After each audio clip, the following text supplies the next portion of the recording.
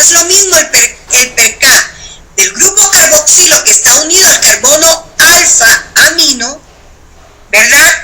Que cuando ya se forman los enlaces peptídicos, estos pK van a depender también del medio donde se encuentran, ¿verdad? O sea, los valores de pK de los grupos laterales de los aminoácidos, pero estando libres en solución acuosa, no van a ser iguales que cuando ellos se unen en enlaces peptídicos para formar proteínas. Es una guía, ¿verdad? Para saber el pK, es una guía aproximada, pero no va a ser iguales cuando están unidos en las proteínas.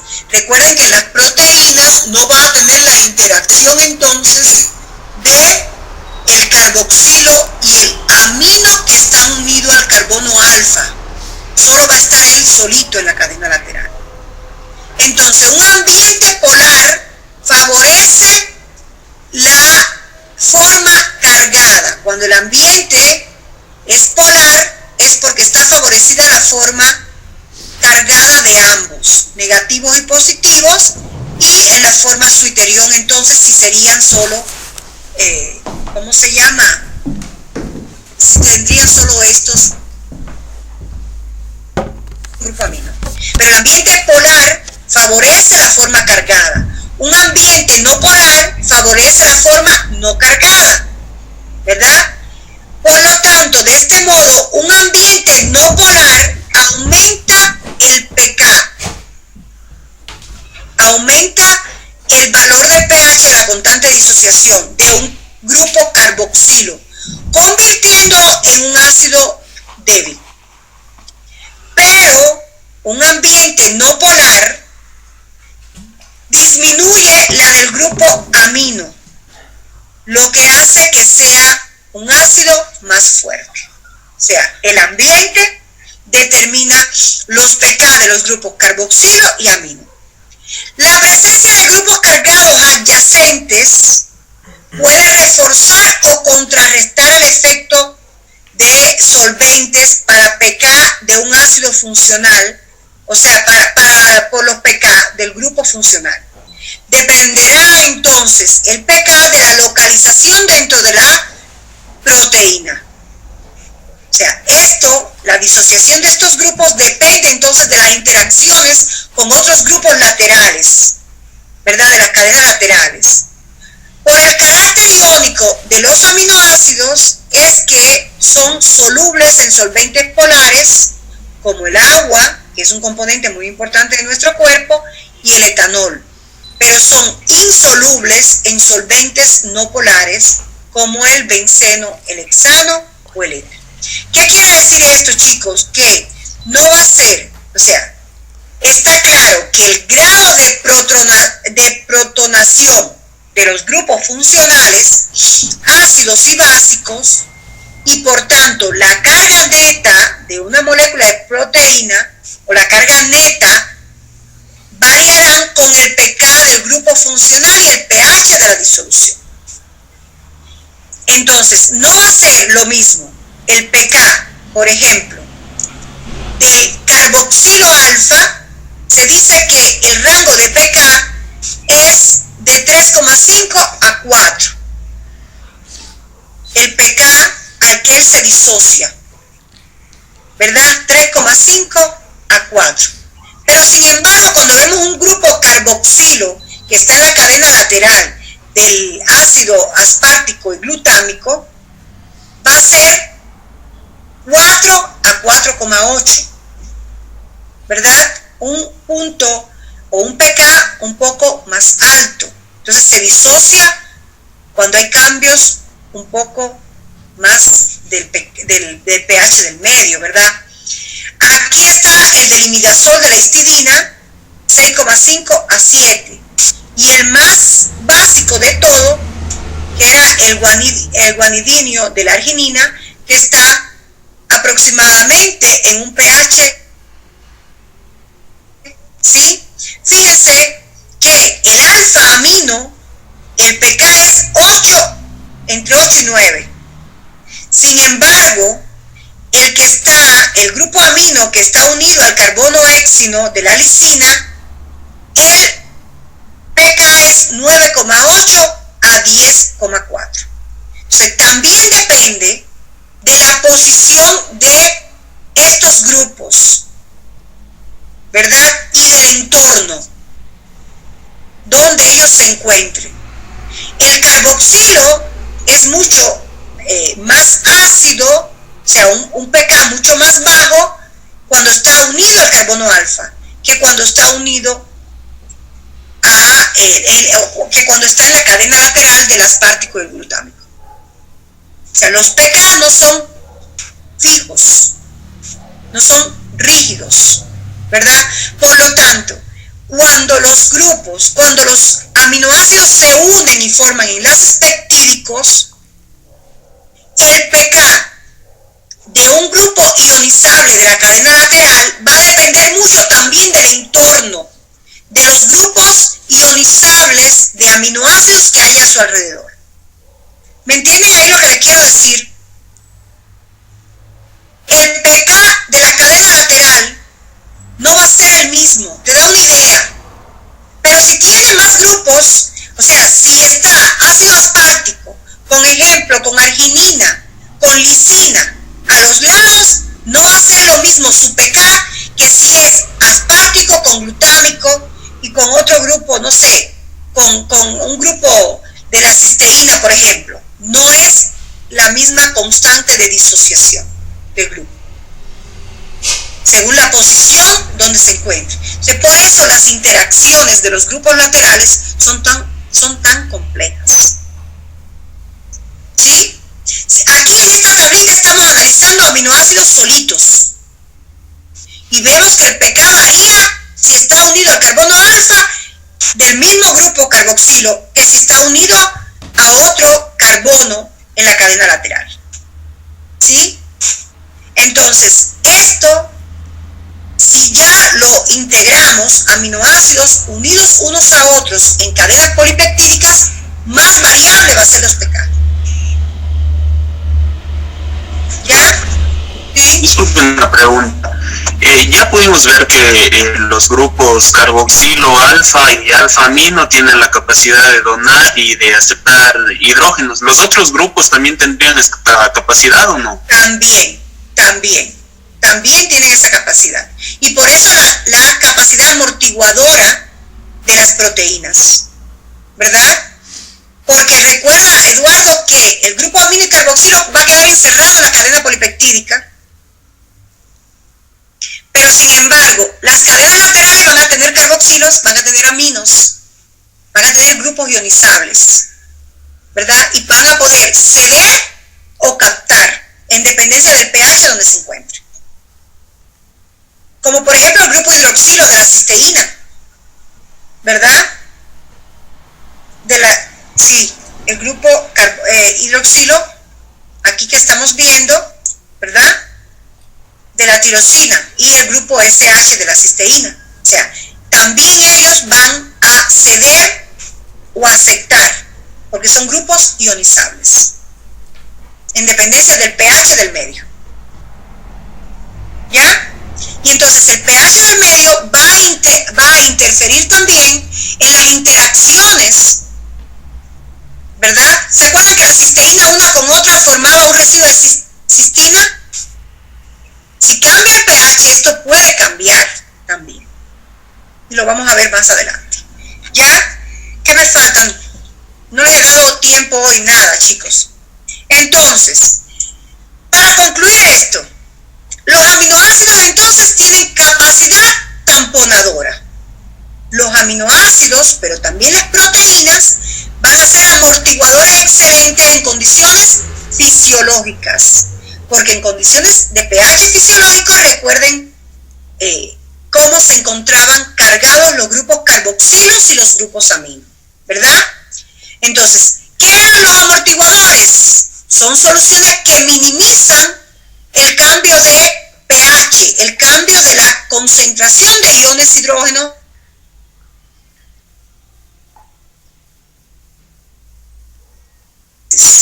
Entonces, los aminoácidos y las proteínas van a amortiguar.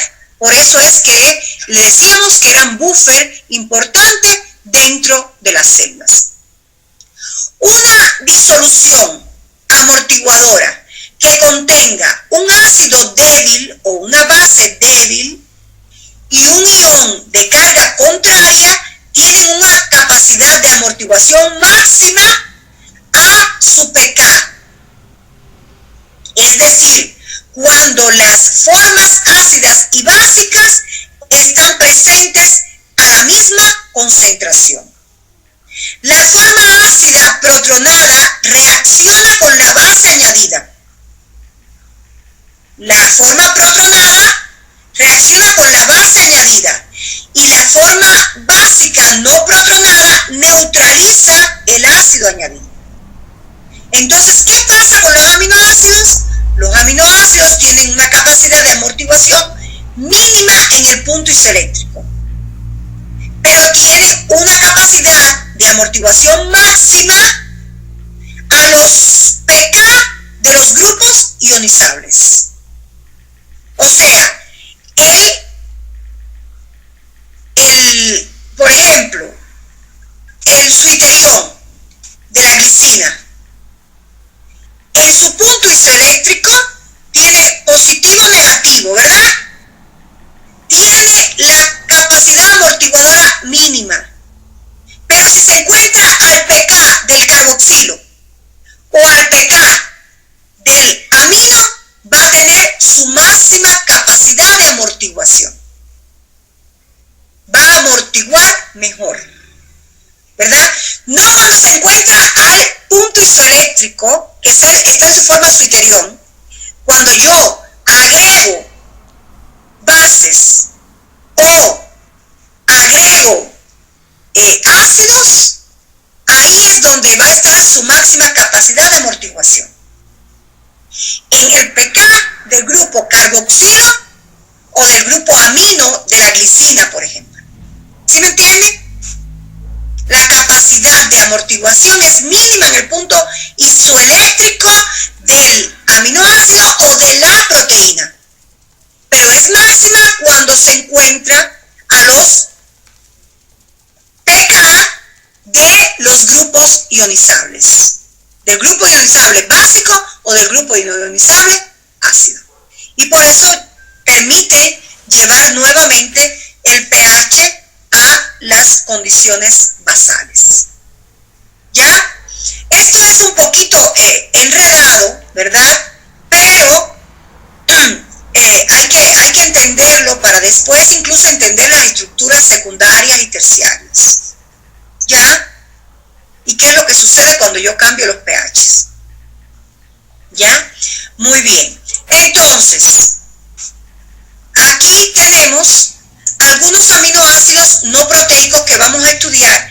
Les voy a dejar para que ustedes revisen, chicos, la parte esta de los L-alfa aminoácidos no proteicos más importantes de nuestro organismo, que son la ornitina, la citrulina, la argininosuccinato, el gamma-aminobutirato o el GABA y la tiroxina. Estos son L-alfa aminoácidos, pero no forman parte de nuestras proteínas. ¿Ya? Estos tienen diferentes funciones que yo se las describo aquí, que están en su libro: la ornitina, la citrulina, el GABA, la función, y la función de la tiroxina.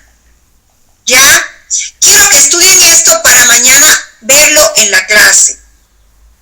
Después vienen los D-aminoácidos de importancia. Son poquitos, ¿verdad? Porque estos generalmente están en los antibióticos, en algunas bacterias y demás. Los únicos que son importantes en el tejido cerebral de nuestro organismo es la D-serina y el D-aspartato, ¿verdad? Estos son los únicos D-aminoácidos que no forman parte de proteínas y son importantes en nuestro organismo como tal, ¿verdad? Pero los otros que no son D-serina, D-aspartato, la D-alanina, el D-glutamato y otros, ¿por qué? Porque son importantes estudiarlo, porque forman parte de bacterias o de otras especies, pero no de nosotros, y como las bacterias nos pueden a nosotros infectar, o también algunos antibióticos que son productos de las bacterias que nosotros usamos, por eso es que debemos conocerlo. La beta-alanina también se forma a partir de la citosina y también forma parte de la coenzima A, y son también aminoácidos no proteicos, ¿verdad? Que donde el grupo amino está en el carbono beta, ¿verdad? Y ya después vendrían los aminoácidos proteicos, ¿verdad? Dentro de estos estarían los esenciales, que aquí hay un recurso mnemotécnico para que se aprendan cuáles son los esenciales, son 10, y los no esenciales, pero que tenemos que ver cómo la cisteína y la tirosina, aunque no son esenciales, dependen de esenciales. Por lo tanto, vamos a ver cuáles serían los no esenciales, lo que nosotros podemos producir y a partir de quién se produce. ¿Ya? Entonces van a ver, chicos, que en lugar de 20 aminoácidos, ustedes van a ver que la cuenta les da 21. ¿Por qué? Porque tienen un aminoácido que es la arginina, que lo encontramos aquí y lo encontramos aquí. ¿Sí? ¿Por qué? Porque la arginina se puede formar a partir de intermediarios del ciclo de Krebs, pero sin embargo, en determinadas situaciones, como es crecimiento y demás, tenemos que aportarla, porque no es suficiente el que obtenemos del ciclo de Krebs. Entonces, por eso la colocamos aquí como aminoácidos no esenciales, pero la colocamos aquí como aminoácido esencial. Fíjense aquí la observación, dice, mientras que la arginina puede derivar de la ornitina en el ciclo de la urea, ¿verdad?, en cantidades suficientes como para satisfacer las necesidades de los adultos, los animales en fase de crecimiento necesitan incorporarla en la dieta. O sea, en la fase de crecimiento la arginina no es suficiente la que obtenemos a partir de la ornitina, del ciclo de la urea. ¿Ya? Entonces, ahí están estos. Y por último, la selenocisteína, que son aminoácidos proteicos, pero en la cual se cambia el azufre por selenio. Y por eso a veces se llama 20º aminoácido, ¿verdad? Entonces, hasta aquí vamos. Quiero que ustedes me revisen. Ya las reacciones lo vemos en la siguiente clase. O sea, esto lo vamos a estudiar en la siguiente clase. ¿Qué quiero que estudien bien? Estos de acá. Para en la siguiente clase hablar de los L-alfa aminoácidos no proteicos y de otros aminoácidos que no son L-alfa y que tampoco son proteicos, ¿verdad? Entonces, dentro de los aminoácidos no proteicos vamos a tener L-alfa aminoácidos y vamos a tener otros como son los beta-alanina y los D-aminoácidos. Esos serían aminoácidos no proteicos. L-alfa aminoácidos no proteicos importantes y D-aminoácidos y beta-aminoácidos que serían importantes. ¿Ya? Hasta ahí quiero que revisen, hasta esta diapositiva de aquí. Y lo estudien por el libro, para que sea más fácil. ¿Ya? ¿Alguna duda, chicos, para terminar la clase? Esta parte de aquí es un poquito complicada, sobre todo por los pK y esta parte de bioquímica que nosotros, como médicos, se nos hace un poquito menos interesante, pero que sí es importante conocer la base del por qué el pH de nuestro organismo tiene que mantenerse dentro de rangos muy, muy estables, y el por qué podemos, separar las proteínas por su punto isoeléctrico, ¿ya? Según el pH del medio al que las sometemos. Muy bien. Bien, hasta aquí les esta para que puedan revisar hasta esta diapositiva, sobre todo por el libro, ¿ya? Y entonces en la clase que viene avanzar un poquito más aquí y centrarnos en las reacciones químicas de los aminoácidos y ya empezar a estudiar los péptidos y cómo poner su fórmula estructural y demás. ¿Ya? Muchas de las cosas que vamos a ver en clases siguientes son un poquito redundantes, ya lo hemos hablado, pero a veces no lo hemos dejado así por escrito en la diapositiva y demás, entonces le seguimos hablando y hablando y hablando. Pero hemos hablado mucho ya acerca también del enlace peptídico, que vamos a estudiar un poquito más a fondo en la siguiente clase, pero ya hemos estudiado algunas de las características de este enlace. ¿Ya? Bien. Mañana nos vemos a las 7 de la mañana. Doctora, sí, disculpe, no me conecté temprano y no sé si tomó lista. Sí, tomé lista. A ver, Perdón. tenía ausentes a ver, déjeme fijarme. Tenía ausente a Marcos Cáceres, no está. Yo sí estaba, pero me conecté, doctora, tipo 8 y 30, 20 más ya. tarde. Sí, un poquito más tarde. Bien. Jocelyn. Sí, doctora, es que, verá, mi computadora no tenía audio, entonces me cambié de computadora. Ya. Estoy con esta, es por eso. Ya. Sí, pero yo sí te había visto ahí al inicio. Paulina entró un poquito tarde también. Sí, doctora. Ya, Joana también estaba por ahí, Joana, ¿no? Sí, doctora. Incluso le pregunté al principio. A ver, también Daniel.